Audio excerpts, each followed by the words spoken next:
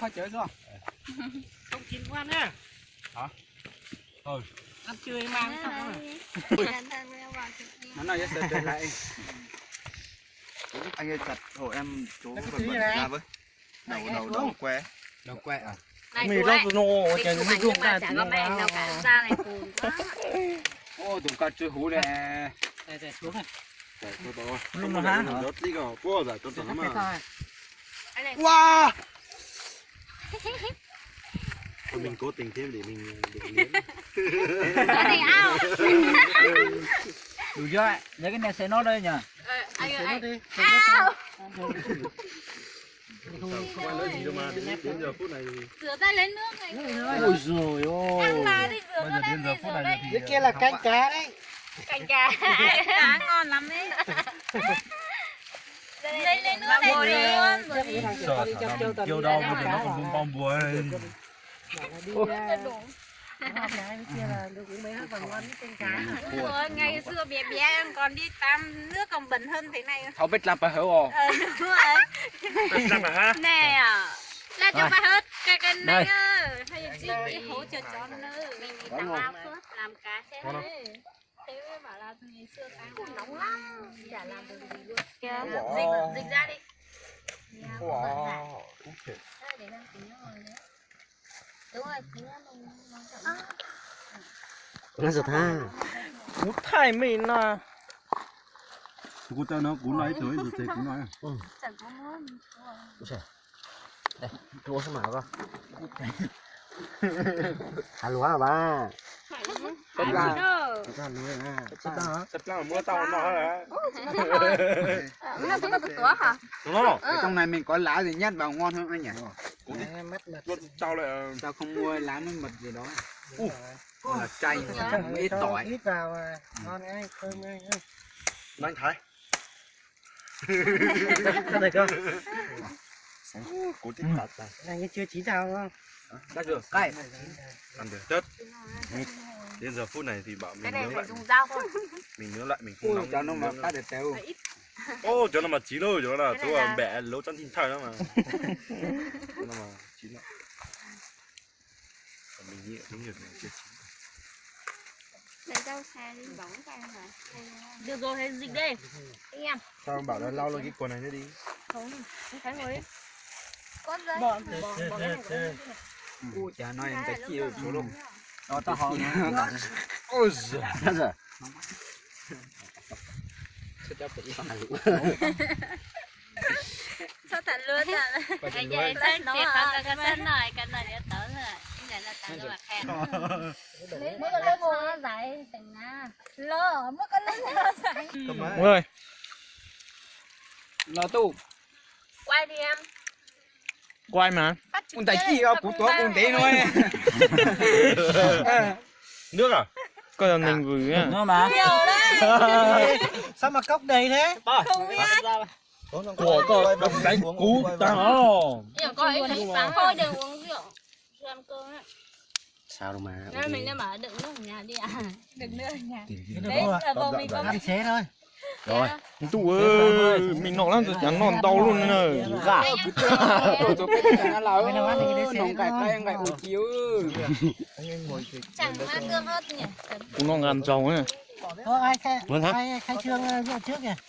Thôi bên đấy luôn. Em mời anh nhá. Hai anh em mình đi. Hai ông đứng Cả rượu đi anh em. Cả nhá. Không uống đâu. Cả đấy. Sao cứ cả cái còn bao nhiêu anh chưa? Uống xong ngủ đây luôn cũng được. Chưa ăn cơm được uống. Có ngủ đâu mà ngủ đây. Đi vòng nhá. Vậy quá. Anh Thái. Ngủ đây chiều vậy. Đã anh em mình. Ô. Ba. Con nói cho tao nè. Cái giá bể với con trứng nó sôi tiền phá. Sức khỏe nhé. Xa xa thôi, điều khiển đi xa. Nó tới cũng nhia can rồi. Lên này, vấp thì răng xuống đây. Súp đâu? Bếp bể nó đâu thì anh bỏ đi làm là nó. Rồi anh còn chưa đủ hả? Mấy vào hai, nghe. Đi nè. Tao thì cần hỏi. Anh chơi chuyện đó gì cơ? Đó, bếp ôn nó lùa, bếp ôn tiền nó lùa. Cho vòng đi. Đây. Đây này. Đã. Ôn đi mía. Chạm môi này. Sao? Tôi còn hả? Miệng Mày lắm tụi đi con nó. Theo vòng. cú xong tới ít tủ có lên nô Vâng ơi, đấy là vâng ơi. Có thể tất cả uống à? Anh em vào đây. Tại mày tao. cú máy tay cú khẩu này Đâu? nhà không Đừng có lo lo anh. Đâu em. Đấy. đó hóm mà nhoi Ai? Ui. Đây kia tự lấy giấy nha. Không phát nào. Cái kia giấy điệu. Đó, Chỉ thì vô đây thế. Nó cái. ô chứ thay tung được không Dù hay là quay á? Chả đang quay đấy, có dừng đâu. Đâu chân. anh Hư chú có sang liền Tuổi của. Buổi học chơi. bằng vàng Hai Phương. Ủa, cái lúc tao nó tao mới trùng khai con nó mới. Nó Nó đánh vào lúc cấp ở chiếc cạn. Thật đấy. Hào chụp chụp cọ gần. Nằm mọi hòn đó. Nó mà sáng tại nuôi chả. Ai đâu. Tại sao để nó có sự ta nó chỉ học chơi cho cái để nó vô học bài chơi rồi ha. Có tụi xe. Một tụi xe tụi tờ ha. Ô, Hạt chi nó chỉ xếp cái đúng cầu thấy tè ta bên nó sư. Ô đã chi lên. Em ơi, cấp máy rồi ăn đi. Ôi, phải thì tạm một tí đây. nó vẫn ăn mà nó có để thiệt đâu. Đã ăn mà. Mà tại ăn. vừa quay vừa tranh thủ Xuống để lên. Bên thằng quá. Nóng rồi. Trong này, trong tay có. Anh ơi. Anh ơi. Không mà. Anh ơi, bây giờ cái bây giờ. Không bây giờ. Đó.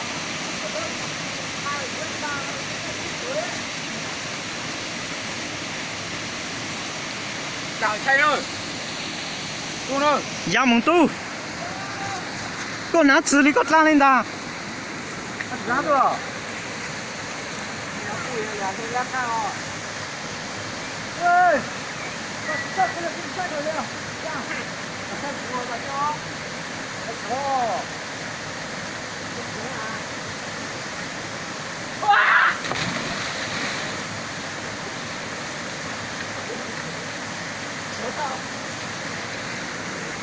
gì muốn nó tôi muốn la là nơi Lao thang. Ra, phải con ra đúng không?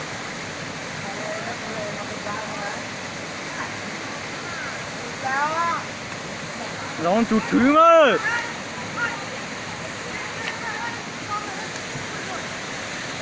giống cậu kiệt tiền ơi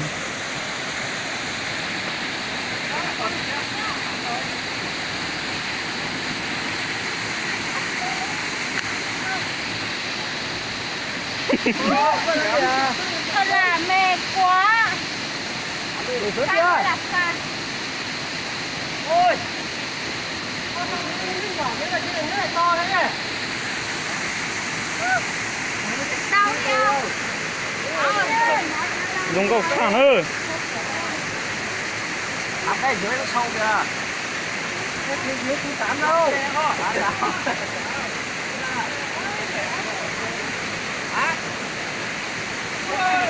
Không ăn đâu rồi đâu. Huyền này không nữa à? đi là phó lên sư là nơi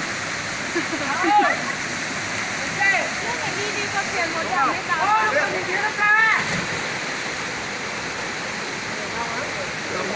Điện thoại đây. Cái là chú. cha mong tu ơi Cảm ơn. Thôi cởi hết quần áo đi.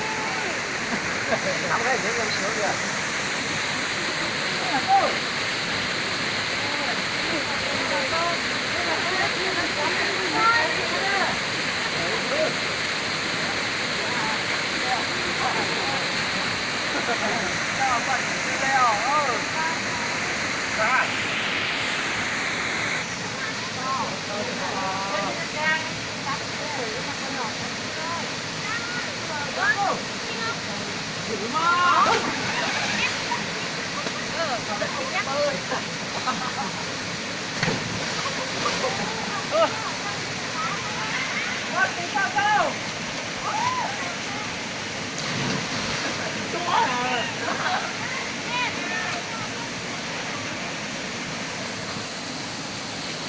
Chị con bắt đầu mừng nơi. Cái gì? Chị có đi đâu?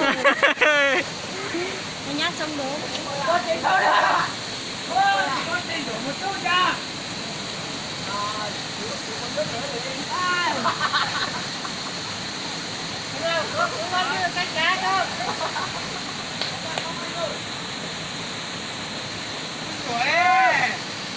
Không mặc quần đùi phí nhờ.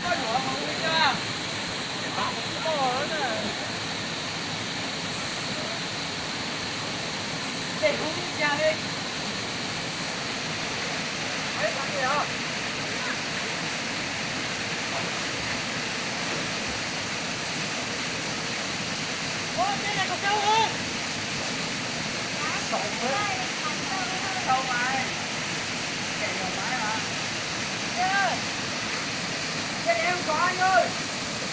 Em có em chết rồi.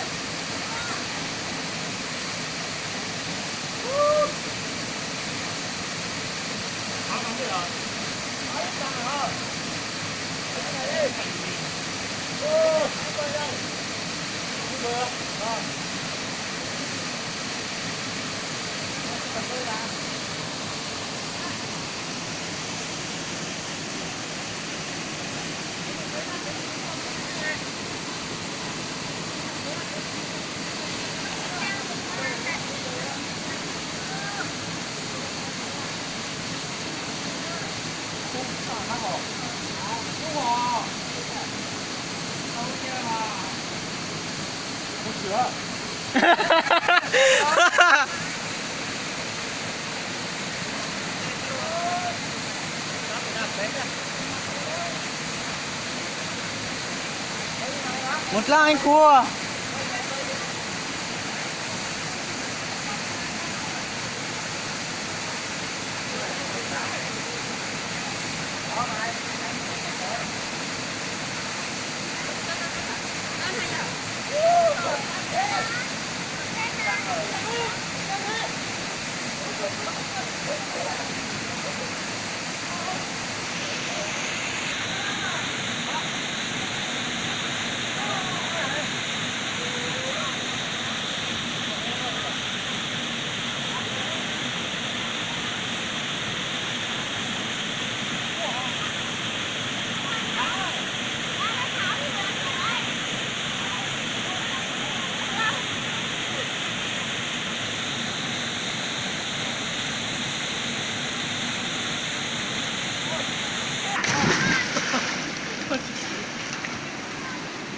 Giặc khác gì hả? Phải ăn thế hả?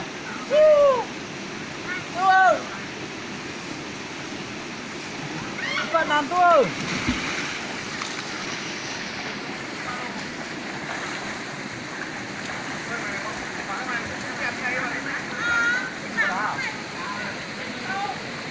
Đây lúc đầu chẳng định ở đây. Cái lúc mình vào đây đông người.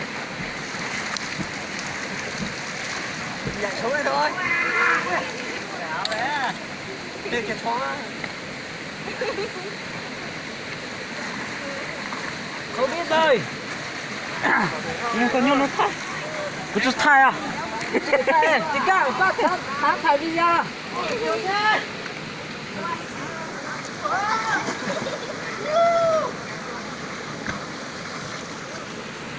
Ôi dạ trời, người ơi.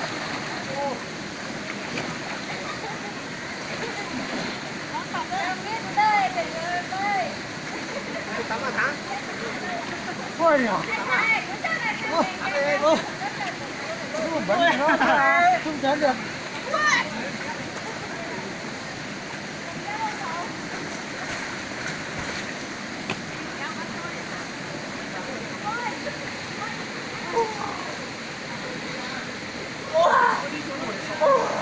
Câu nói từ đấy.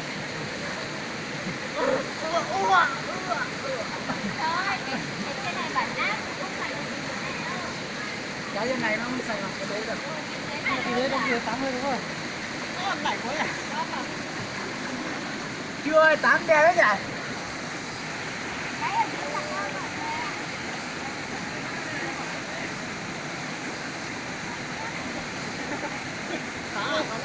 Ghiền Mì Gõ để không bỏ lỡ những video hấp dẫn.